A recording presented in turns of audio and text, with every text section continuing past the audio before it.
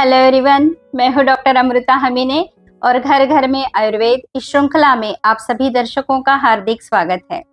आज हम वसंत ऋतु के बारे में जान लेते हैं, क्योंकि अभी सर्दी खत्म हो रही है और जल्द ही गर्मी आने वाली है और सर्दी और गर्मी के बीच का सीजन होता है वसंत ऋतु, यानी स्प्रिंग सीजन कहा जाता है। और आयुर्वेद में दिनचर्या और ऋतुचर्या को बहुत महत्व दिया गया है, इसलिए हम वसंत ऋतु की दिनचर्या कैसी होती है ये आज जानने की कोशिश करते हैं।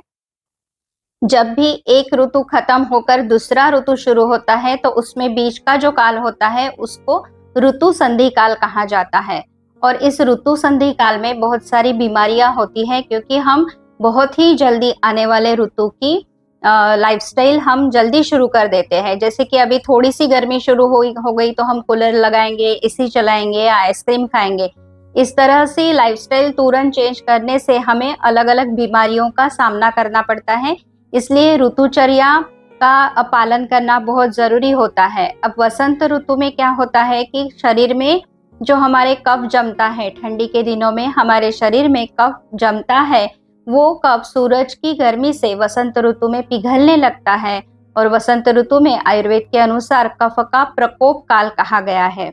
इस ऋतु में कफ का प्रकोप होता है और हमें कफ की बीमारियां जैसे कि सर्दी, खांसी, अस्थमा, इस तरह की बीमारियां बहुत जल्दी हो जाती है। हमारा अग्नि मंद हो जाता है और हमारी इम्यूनिटी कम होती है और जल्दी ही हमें वायरल इन्फेक्शंस या सर्दी, खांसी, इस तरह की बीमारियां होने की संभावना होती है। तो वसंत ऋतु शरीर से कफ बाहर निकालने का बहुत अच्छा ऋतु है। तो जिन लोगों को बार बार सर्दी खांसी होती है, शरीर में कफ बनता है या क्रॉनिक अस्थमा है, ऐसे लोगों ने आयुर्वेदिक डॉक्टर के पास जाके वासंतिक वमन करना बहुत अच्छा होता है। अब देखते हैं कि वसंत ऋतु में हमने किस तरह का भोजन करना चाहिए।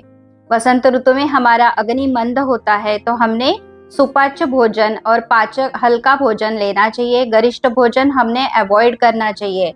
सर्दी खांसी होने की बहुत संभावना होती है, इसलिए खट्टी चीजें, बहुत मीठी चीजें और तली हुई चीजें खाना थोड़ा सा कम कर देना चाहिए, ताकि हमें सर्दी खांसी ना हो।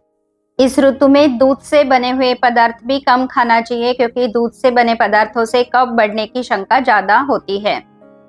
वसंत ऋतु में सवेरे उठकर आप गुनगुने पानी में 1 चम्मच शहद डालकर पी सकते हैं, ताकि आपको सर्दी खांसी ना हो।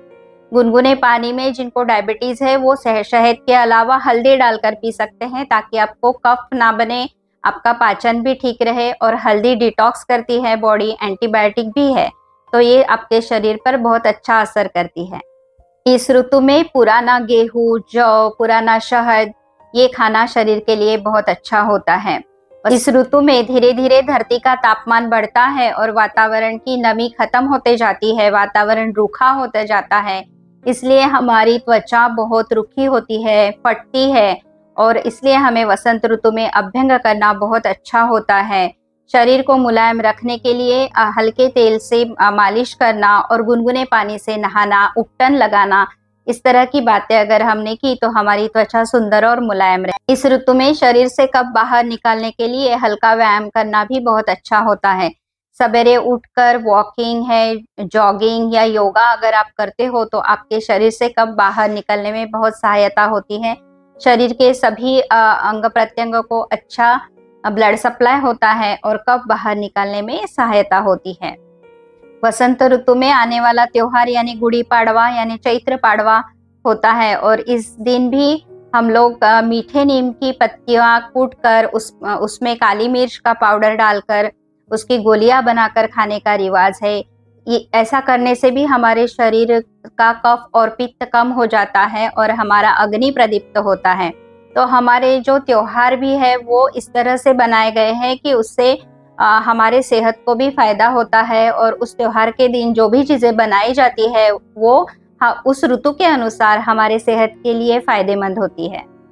आशा है कि हमने दी हुई जानकारी आपको पसंद आई हो। इसी तरह हम आगे भी नई नई जानकारी आपके लिए लेकर आएंगे, इसलिए कृपया हमारे साथ जुड़े रहिए। हमारे वीडियोस को लाइक कीजिए, अपने दोस्तों के साथ शेयर कीजिए और हमारे चैनल को सब्सक्राइब करना मत भूलिए। धन्यवाद।